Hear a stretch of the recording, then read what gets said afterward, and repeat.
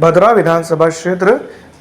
में हम इस बार इस वीडियो के अंदर बात करेंगे कि कितने परसेंट से कितना बेहतरीन जो तो यहाँ पर जेजेपी ने पिछली दफ़ा जो तो अपना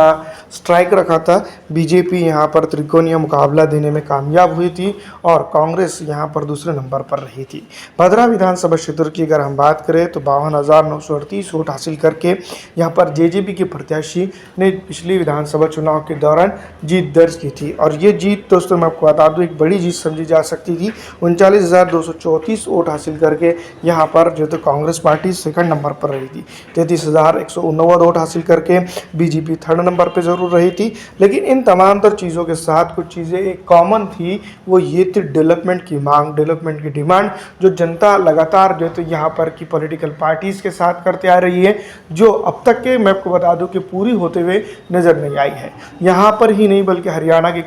कई विधानसभा क्षेत्र ऐसे हैं जो बेसिक चीज़ों के लिए भी फिलहाल जो है तो स्ट्रगल करते हुए नजर आ रहे हैं। दूसरी तरफ यहाँ की जनता यानी कि हरियाणा की जनता ही नहीं बल्कि इस विधानसभा क्षेत्र की भी जनता, चाहे वो किसकी कोई भी पार्टी यहाँ पर चुन के आई हो या किसी भी पार्टी की सरकार यहाँ रही हो, यहाँ पर जिस तरह से मैं आपको बता दूं कि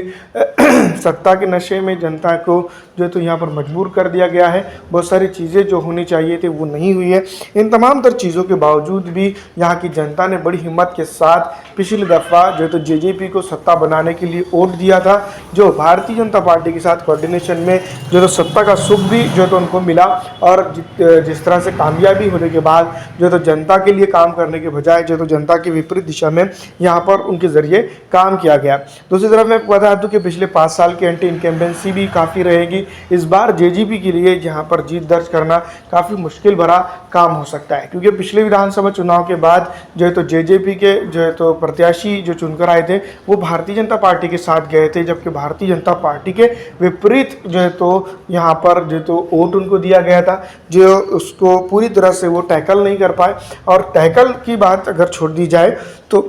यहाँ पर